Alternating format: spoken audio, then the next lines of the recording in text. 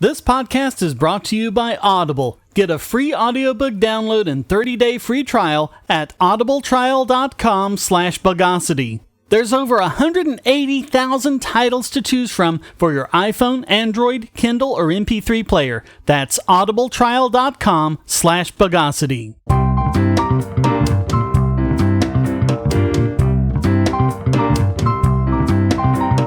Welcome to the Bogosity podcast for the 19th of September 2016, the podcast that's very young and very proud.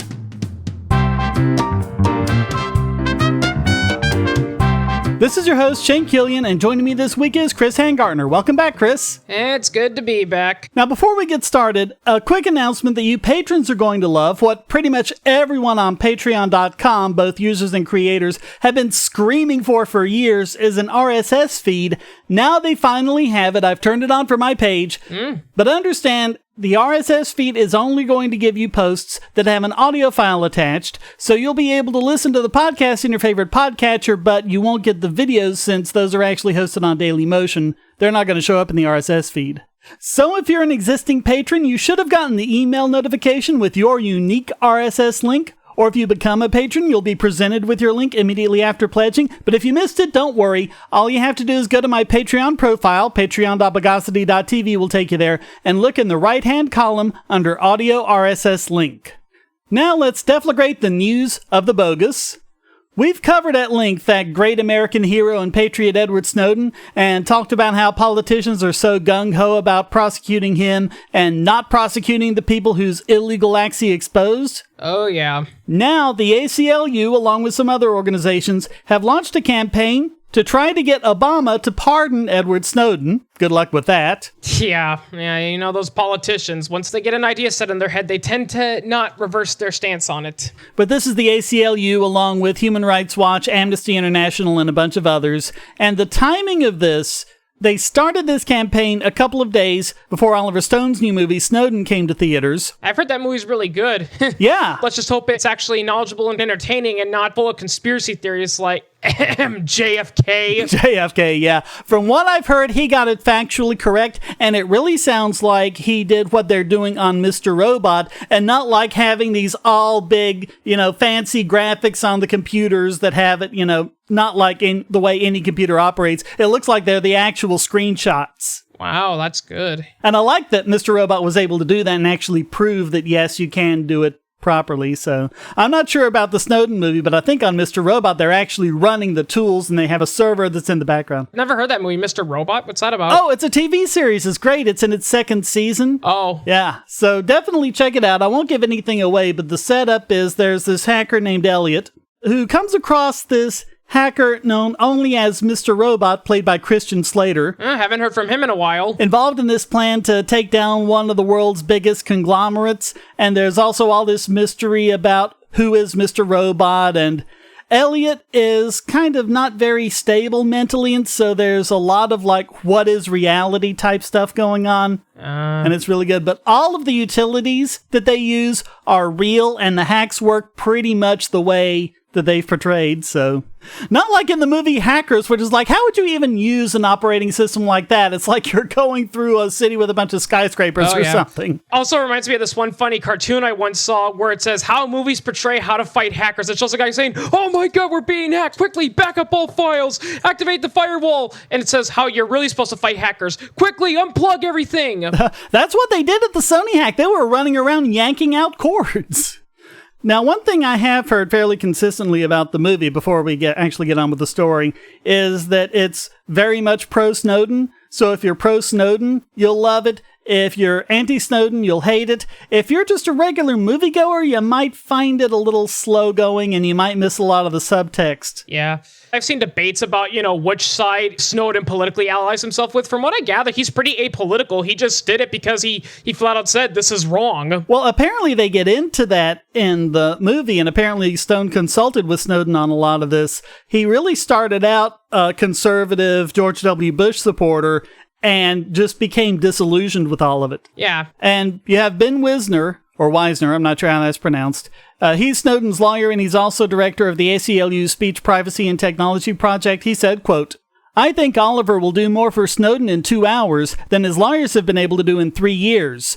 We are going to be doing both a mass signature campaign around the world and trying to get prominent individuals and organizations to join our call to President Obama to pardon Snowden before he leaves office. It's pretty funny because a lot of people, like to make judgments about him because he's in Russia. The truth is, as you pointed out, the reason why he's in Russia was because his passport got revoked. But the one who revoked his passport was Hillary, which means that she's lying when she says that Snowden fled to Moscow and demands that he come home. She knows he can't come home. Yeah. And apparently Zachary Quinto plays Greenwald in the movie, so that ought to be good. Don't know who that is. Oh, he was in Heroes, the bad guy. I forget the bad guy's name. He's been in, I think, a couple seasons of American Horror Story. Oh, he was Spock in the latest few Star Trek movies. Boo! Oh, you didn't like that? No, I don't like those movies.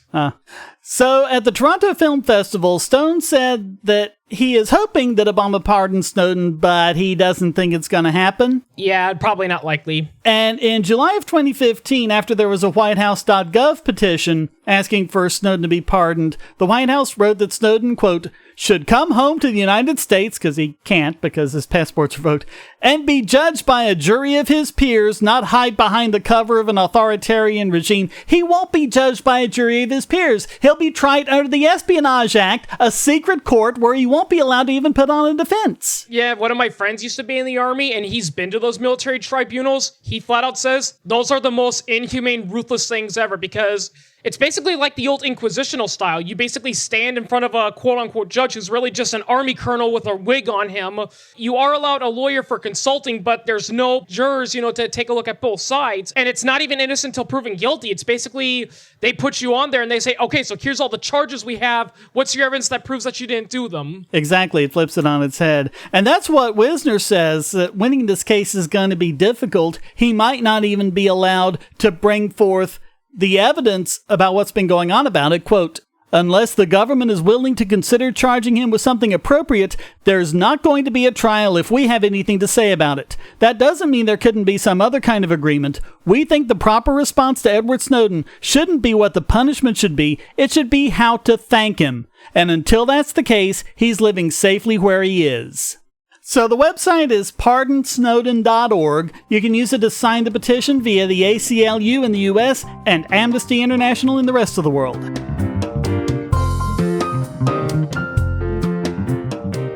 Say, if you're tired of the promos in this podcast, well, the patrons got it early and with no ads or promos. Just go to patreon.bogosity.tv and donate at any level.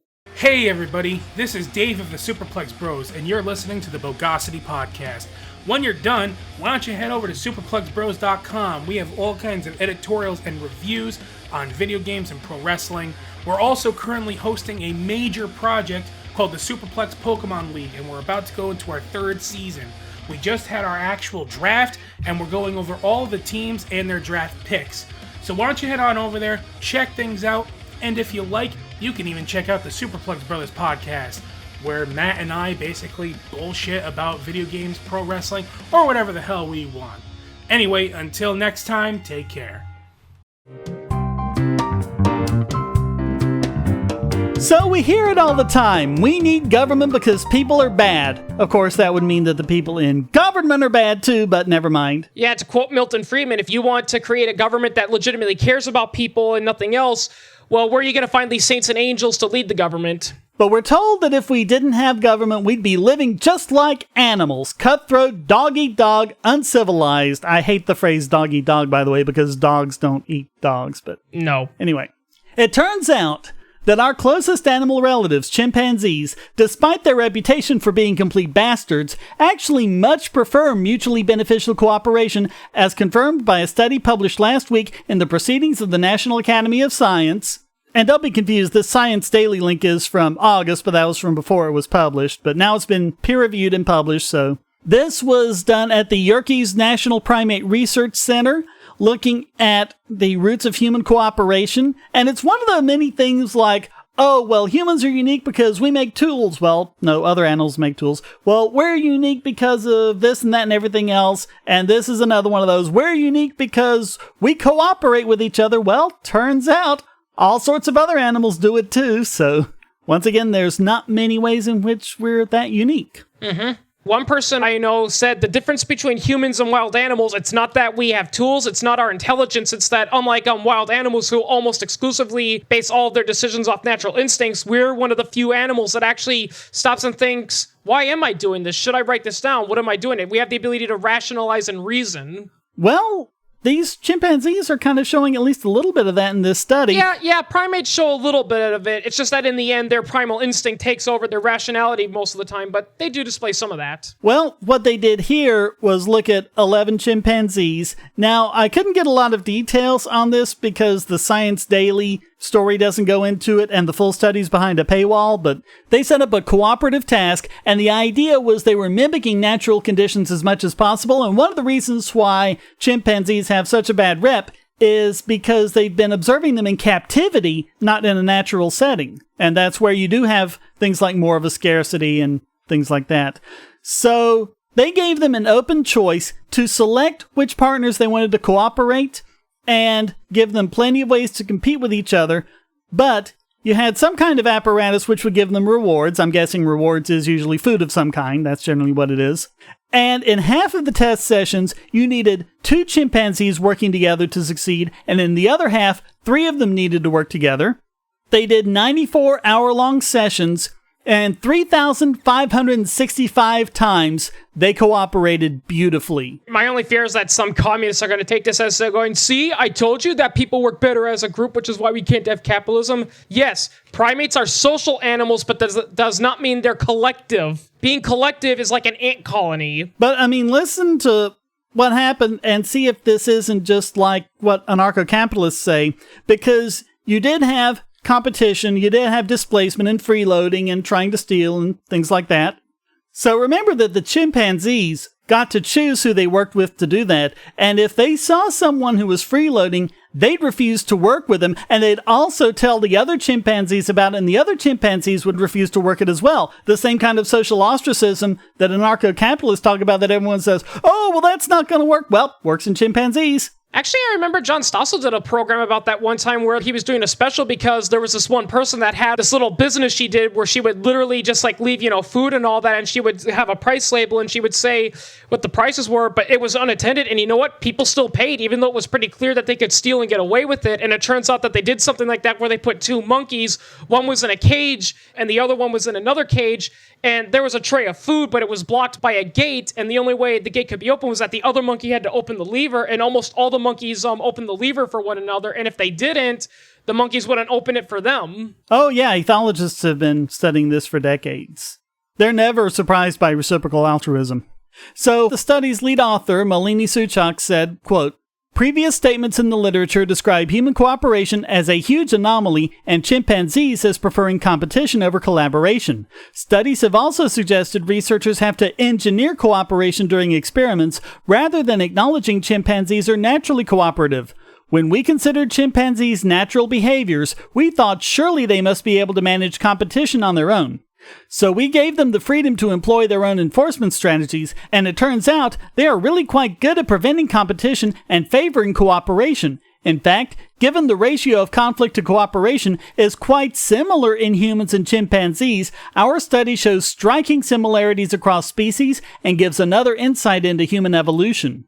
Which just goes to show that people and most animals, they will behave if you just leave them alone and let them do what they want. And you also have Franz de Waal, who's the director of the Living Link Center at the Yerkes Research Center, and another author of the study, said, quote, it has become a popular claim in the literature that human cooperation is unique. This is especially curious because the best ideas we have about the evolution of cooperation come straight from animal studies. The natural world is full of cooperation, from ants to killer whales.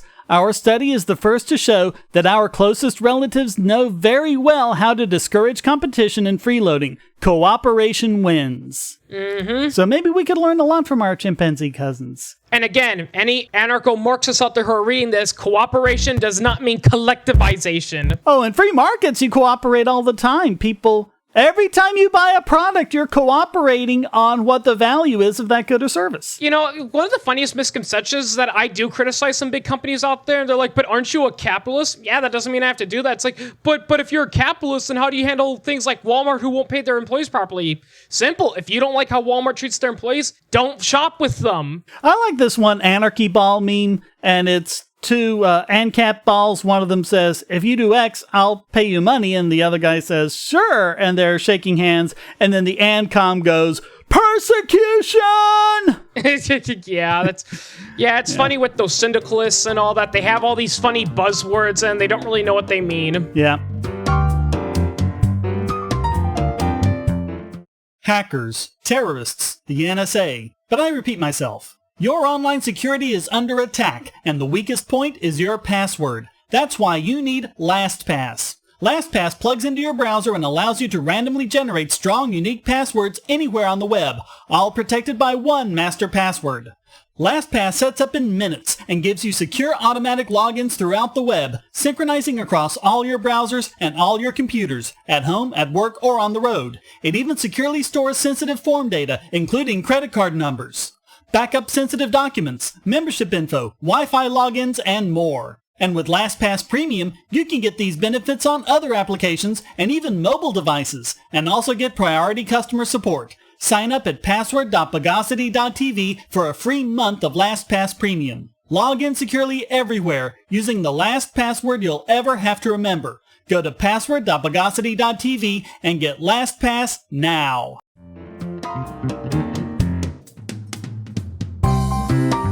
There's a fairly complex and nuanced issue that even a lot of libertarians don't get, and I don't think we've talked about it as much as we should. We've talked before about how corporations are made up of people, and so they have the same rights and privileges that the individual owners do, such as freedom of speech, which is why the Citizens United decision was a good one, as we covered at the time. Oh, yes. I'm surprised that there's still a strong movement out there to try to overturn Citizens United. It's like, yeah, we're going to fight corporate censorship with government censorship. Yeah.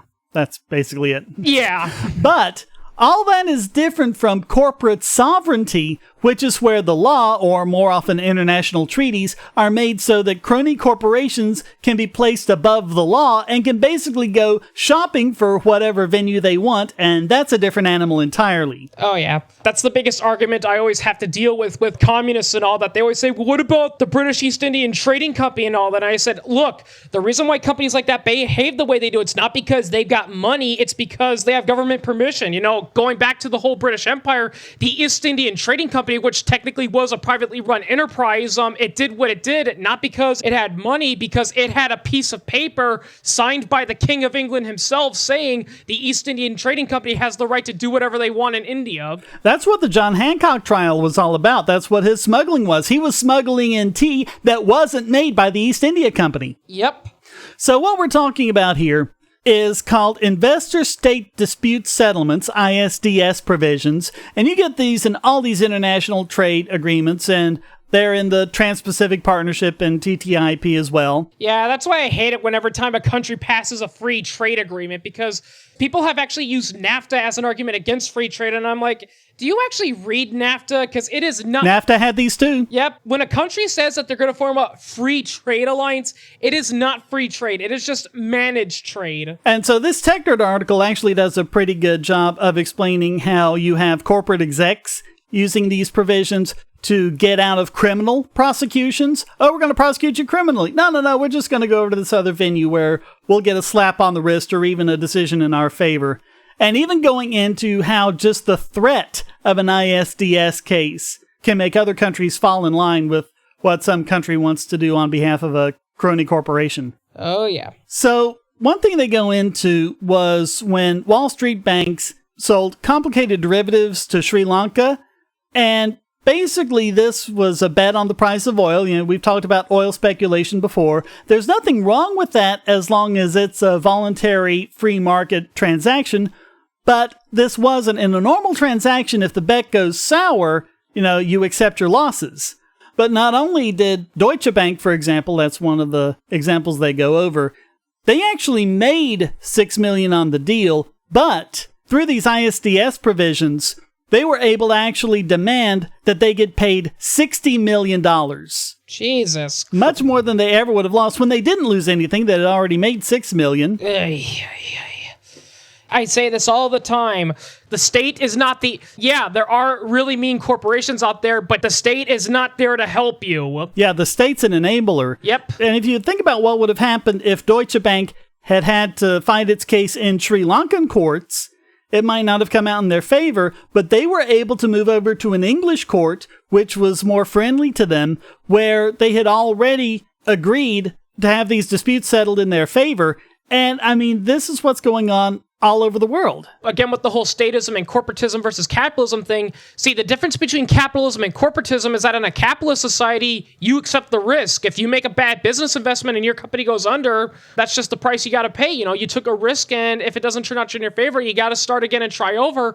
Whereas in a corporatist society, a company like that can just go to their favorite government and basically cry for their mommy and daddy government to bail them out, and they usually do. Now, the idea of these originally was that you wanted to encourage investment in more unstable countries because that's where you really need it to lift people out of poverty. But in those unstable countries, you have no idea when some tin pot dictator in a funny hat's going to come up and take all the investment money away. So the idea was in those cases, you could leverage these in order to get it into a more fair court and therefore encourage investment in these areas. But they're applying these things in the United States and in the European Union and Australia and Japan, places that are stable and where that's not an issue. And it's kind of ironic because in the very early days of the Industrial Revolution, corporations were surprisingly actually against these, because a lot of the great European powers had stuff like this to protect, their enterprise. The Russians had one that protected their oil and chemical companies. The British had one which protected their food.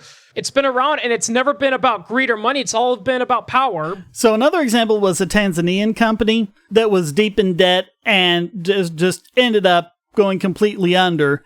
And the people that the company owed the debts to filed an ISDS claim against Tanzania itself, saying that the taxpayers of Tanzania should pay off all this debt, which was more than $100 million. Doesn't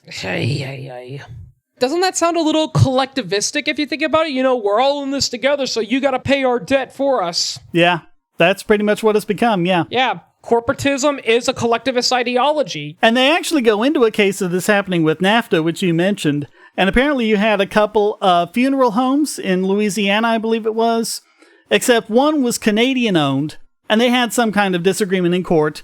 The Canadian-owned company lost, and then they invoked ISDS, said that NAFTA guaranteed that there was no discrimination against foreign businesses. And so since they were Canadian, then they could appeal under ISDS. All this stuff just makes me want to bang my head against a wall.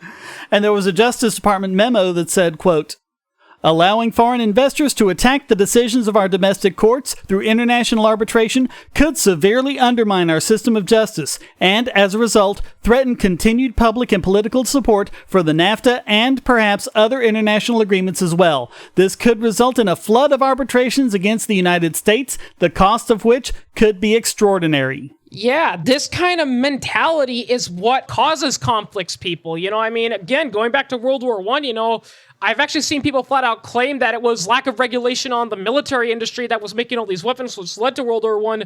No, it was because all these European powers were making alliances and they were passing these... There were mutual defense agreements. Yeah, mutual defense agreements and these stuff that protected their corporate cronies. And the result is that it was much easier for governments to rally everyone against war because the average person in the nation says, well, I've never been to Nation X, so they must be bad people. Well, you also had these agreements where it was like, okay, Archduke Ferdinand of Austria is assassinated by a Serb. Austria declares war against Serbia. And then everyone that they have a mutual defense agreement with, by the terms of that agreement, gets pulled into the war. And then everyone that they have the mutual defense agreement gets pulled in. I'm surprised that you didn't actually end up with a country somewhere who had mutual defense agreements with people on both sides. That would have been really weird. That's the sort of thing that happened in World War II because the U.S.'s involvement in World War II should have been just against Japan because Japan attacked the U.S. So the U.S. declared war against Japan, but Germany had a mutual defense agreement with Japan, and so they had to declare war against the U.S. and then... Yeah, I'm sorry, people, but, and I mean,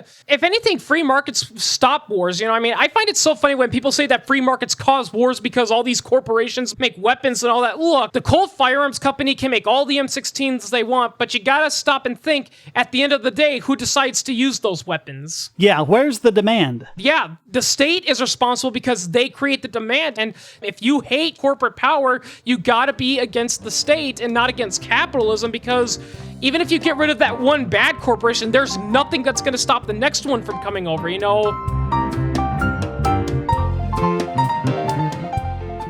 Want to get $5 really quick? Just fire up your mobile device and go to Get5, that's GET5.bogosity.tv.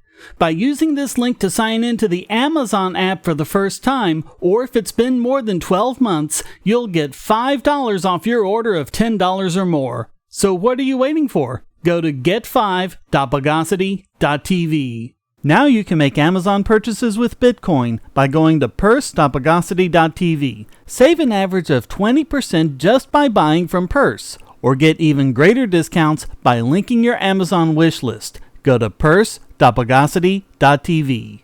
Bogosity.tv is a participant in the Amazon Services LLC Associates program. Just clear your cookies and go to amazon.bogosity.tv, or check the right-hand side of the podcast page for Amazon's best deals. So next time you buy online, go to amazon.bogosity.tv. And now it's time to de-acidify this week's biggest Bogon emitter. And this one is a weird take on a cops behaving badly story. You know how we keep seeing that bad cops keep avoiding punishment? Now we have a pair of stories on how cops are being fired for not shooting people. Oh yeah, that story just made me so angry. So what happened was, in this first story, you have Stephen Mater of Weirton, West Virginia. He's a Marine veteran who served in Afghanistan, and he was fired by the police department because he did not shoot Ronald Williams, and he had responded to Ronald Williams, who had an unloaded gun that was not being pointed at Mater, but he was begging Mater to shoot him. It was basically suicide by cop. Yep, people do that. Williams' former girlfriend and the mother of his child had called 911, saying that he was holding a knife to his neck and he was suicidal. And she said that when she told Williams that she had called the police, he got a handgun from his car and said he would get the cops to kill him. Well, Mater arrived and was de-escalating the situation, and he said that in his training as a Marine, he was taught to see the whole person. Oh, yeah. And Williams wasn't pointing the gun at him, and he figured out it was quite clear he wanted suicide by cop. Well, when two other cops showed up, one of them shot Williams in the back of the head and killed him. All three of them were placed on routine administrative leave, but Mater was the one who was fired. In his termination letter, they accused him of, quote, failing to eliminate a threat since he didn't shoot Williams. And they also brought up two other incidents which he never got to respond to. One in which he supposedly didn't report the death of an elderly woman who appeared to have died of a stroke. There were never any charges filed, and he was one of three cops at the scene. And there was another in which he allegedly swore at a woman whose husband he had just arrested for disorderly conduct over a parking ticket. Mater said he was never given any chance to respond to those incidents. Stupid, stupid, stupid. He also was not at the hearing where he was terminated, and says that the police chief actually told the reporters that all three of them were back to work just a day after he received the termination letter. So the chief actually lied to the press about it. Oh, wow. It's just, people like to think that we're anti-police and all that.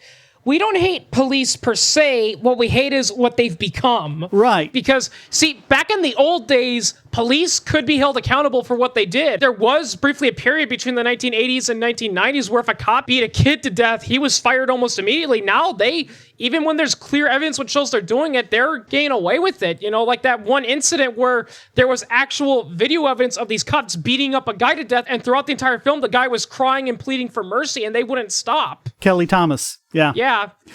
Now, in this case, I'm willing to take Mater at his word that the other cops who did shoot Williams were justified because they had just showed up. They didn't know what he knew. He said, quote, firing me for it, it's less of an eyebrow raiser than to say the other officers are justified in what they did, which I think they were. So, I mean, that's fine. They shoot a guy and maybe it was justified. But then the guy who doesn't shoot him because he recognizes it's unnecessary, he's terminated. He has some other charges trumped up against him, and they lied to the press about it. Oh, yeah. And it also goes to show just how undisciplined the U.S. police system has gotten lately. You know, I mean, I've actually literally heard that they literally nowadays do not teach cops proper trigger discipline, unlike the military where they actually do that. I've actually heard that almost all the branches, if you're going to be applying for a role that's going to directly see you combat, they make you undergo a training program where they give you your weapons and they pump you up, and then they have a guy come up to you and he's either going to attack you or he's going to say, hey, you got to help me, my car broke down. And if you attack the guy who's just coming up asking for help, you get disciplined for it because they're trying to teach you not everyone who approaches you is trying to kill you, and you got to recognize that. That's just the problem with the police now. They're being taught that everyone is a potential criminal. Everyone's going to try to kill you. So to be honest, it's no wonder why the police, will pull out their guns and shoot someone. And it later turns out it's just a phone or a wallet. But this is just an isolated case, right? I mean, it's not like this kind of thing is actually being supported by a police union, right? Nope. Well, here's what happened. The LAPD created a Preservation of Life Award, and this is a recognition to officers who take care to de-escalate dangerous situations and avoid using deadly force. They gave an annual Above and Beyond Gala, where they gave this award to 25 officers, and it's considered to be at the same level of prestige as their Medal of Valor. So, for example, you have Officer Danielle Lopez. She had confronted a man whom she believed was pointing an assault rifle at passing cars. She and her partner were able to convince the man to drop his gun, and they arrested him without violence. It turned out the gun was fake. And another example is Officer Eric Andrew Avendano, and he encountered an axe-wielding man, and he suspected this guy was suffering from mental illness or was high on drugs, so he spoke with the guy, contained the situation peacefully before backup arrived, and they were able to subdue him without shooting him. And I tell this to people all the time, I'm not against the police having guns and all that. What I'm against is how they're using it. They're training police that the gun is the first thing you got to go for, whereas, again, I don't want to sound like an old man, whereas back in the old days, the concept of SWAT and all that was only for an absolute emergency, like this guy's not going to listen to the police or he's already, shooting people and all that. And you also have police departments in Camden, New Jersey and Philadelphia that each have their own version of the award. Well, the LAPD's union, which is the Los Angeles Police Protective League, LAPPL, thinks this is a terrible idea and says that it, quote, will prioritize the lives of suspected criminals over the lives of LAPD officers and goes against the core foundation of an officer's training. But isn't the criminal justice system you're innocent until proven guilty? Well, not to these guys, apparently. The police are starting to become their own little cult now. It's like there's the we and the not we. All the cops are good and can do no harm wrong, and everyone else is just a potential criminal that needs to be beaten up or shot. And the LAPPL Board of Directors wrote in a blog post, quote, the reality is, the Preservation of Life Award announced Tuesday by Chief Beck is ill-conceived and in actuality has dangerous implications. Incentivizing officers for preservation of life suggests somehow that this is not what they train hard to do. It suggests, God, where would they get that idea from? Yeah. It suggests that officers must go above and beyond their normal activities to avoid harm, or, put another way, that officers will be penalized for resulting to an appropriate, lawful use of force. Yeah, and the cruel irony, and we're seeing this today, is that by doing so, you're creating more violence because what's going to happen is that if the police, act recklessly and kill a guy regardless of the situation, people are going to be like, you guys should have handled that better. And then they're going to say, well, it was that guy's fault that he got shot. That makes people angry and mistrust the police. And the result is that you get an uncooperative civilian populace, and it makes it much more difficult for the police to conduct proper investigations with their case, and sooner or later it's police end up saying, see, I told you everyone's against the public, this is why we need to be more intrusive, and people will say, see, this is why we need to hate the police because they're getting so intrusive. Yeah, it just keeps escalating. And I'm sorry, but they just gave up all right to bleat about how, police officers put their lives on the line every single day. They just made it clear that it's the ordinary people who do that, like the loved ones of these suspects or anyone else present, who don't get to just shoot the guy before the police arrive. And the scary thing about the police, and many people have pointed out, is that there are legitimately evil, crooked cops out there that are are attacking people for no purpose other than the sake of attacking them. And you literally cannot defend yourself, because with the exception of that one case in Indiana, there's actually laws in almost every single state where if you even touch a cop for whatever reason, they legally can say, oh, you attacked me. And Union Director James McBride said that if they do this, quote, there will be blood on your hands. Well, I mean, look, if you're not going to punish police officers who don't take these steps to avoid harm, the least you can do is reward the ones who do. But no, the LAPPL wants them all to be treated the same. After all, we can't go calling any attention to the good cops, because then people just might see that the bad cops had a choice after all. Yep. There are some diehard police people who say, look, there's just a few bad cops out there. It's just a few bad apples. And I just want to tell them, yeah, and those bad apples are fermenting and spreading their mold to the other apples, even the good ones. Yeah, and they're in things like the police unions. Yeah, there actually was an interview with a former cop who did say, most cops I know, they are legitimately good people and they don't want to hurt others, but they do what they do because the higher-ups in the police system, pressure them to do it. So all of that makes the Weirton, West Virginia Police Department and the Los Angeles Police Protective League this week's biggest Bogon emitter. If you're on the Wi-Fi in a coffee shop or hotel, anyone on that network can get your traffic. Do you really trust all of those strangers? For that matter, do you really trust your ISP? A VPN can protect you from prying eyes, disguise your location, and even foil government censors. It's essential in this day and age, so go to vpn.bogosity.tv and you'll be taken to BoxPN. Starting at just $2.99 a month, you can get unlimited high-speed connections to VPN servers all over the world, and they don't log connections, so your privacy is assured. Traveling abroad, just VPN home, and don't worry about what those other governments are doing. Back at home, stop your ISP from traffic shaping and messing with the quality internet access you're paying good money for. You can connect from multiple machines at once, including your smartphone or tablet, and it supports all the secure standards, including OpenVPN and SSTP. Bypass censors and surveillance with your own secure VPN connection. Go to vpn.bogosity.tv.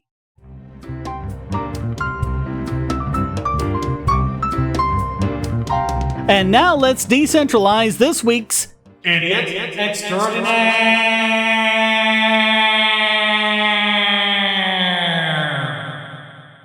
And of course, we've talked about Bernie Sanders. We talked about how he's made a complete and utter idiot of himself. And yet people still back him up.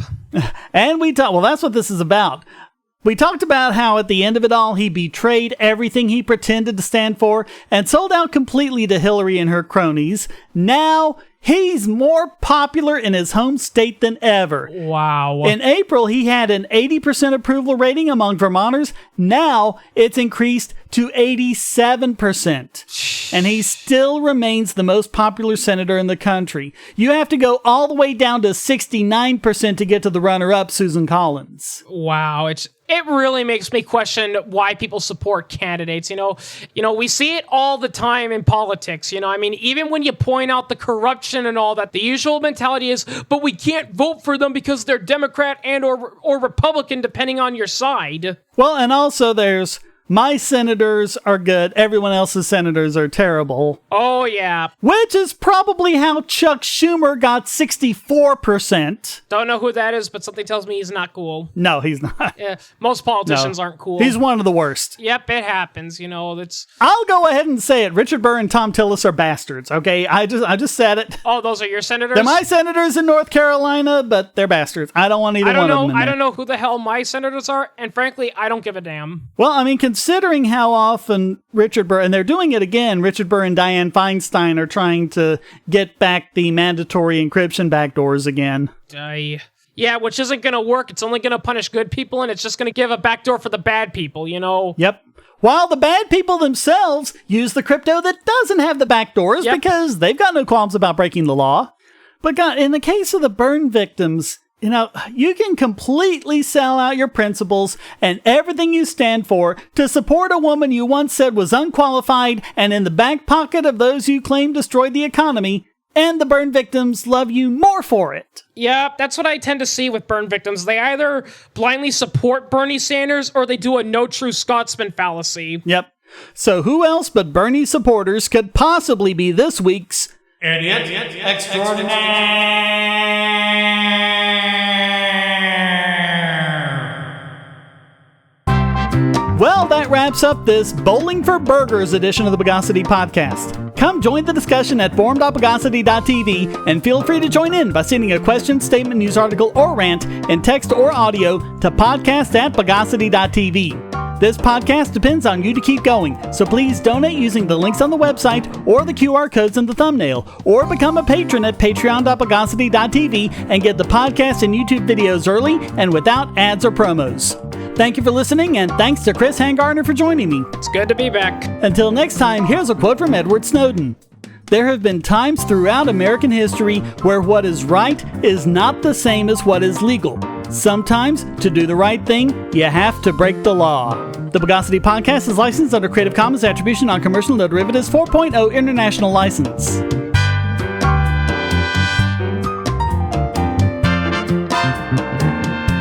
Bogosity.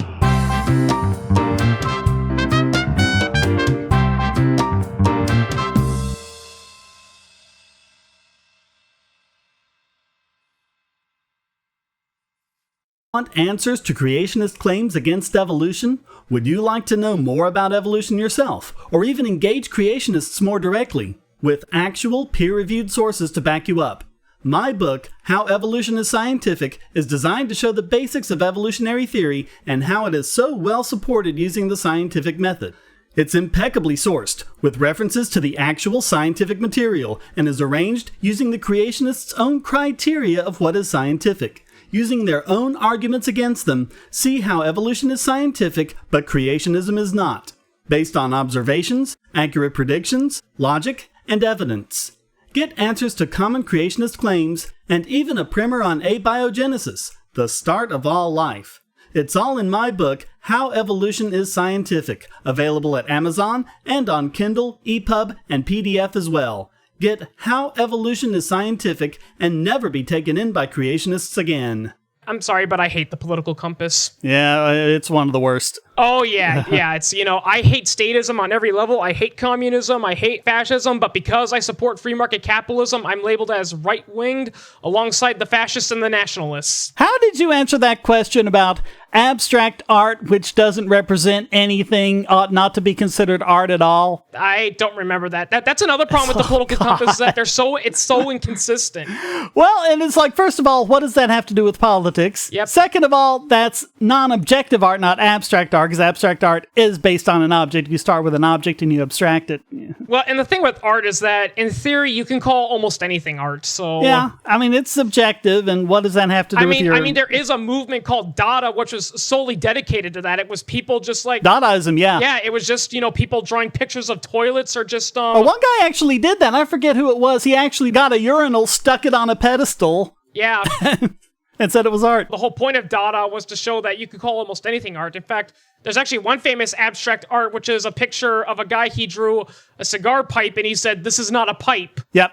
I think that was Magritte. Yep. Treachery of Images. Yep, and I like how there were so many art intellectuals saying, what does it mean? What does it mean? Then finally one person who didn't go all smashy flat said, doesn't it make sense to you? It's like, no, it doesn't make sense. Yeah, because it's not a pipe. It's a picture of a pipe. Well, that's what Magritte said. You can't put tobacco in it and smoke it, so it's not a pipe. It's just a representation of a pipe. South Park made fun of it in the episode The Tale of Squirty McBoogerballs, where, yeah, a lot of stuff is subjective, but... there's kind of a limit when you're just pulling stuff out of your butt and you're just seeing things you want to see. Right. Though this is a little off topic, I don't really agree with the Star Trek philosophy in general. Yeah. Film theorists actually did a pretty good video on how Star Trek is actually fascism. Yeah, it doesn't make any sense in Star Trek. It's like, okay, so you live in a world where there's no currency in the Federation and people flat out, just do stuff for the sake of doing it. How does that work? Science! Post-scarcity. Yep. Except, I don't remember where this was, if it was Reason or the Mises Institute or something like that, but someone was pointing out no, it's really not a post-scarcity society. Just look at how many times, the Enterprise, you're the only ship in the sector, you're the only ones who can go help, Yeah. That's a scarcity. I agree. I actually read this interesting theory about Star Trek where the truth is the Federation is in a lot of political and economic shit, but they do a combination of brainwashing to keep it hidden from the general public. They actually covered some of that in Deep Space Nine.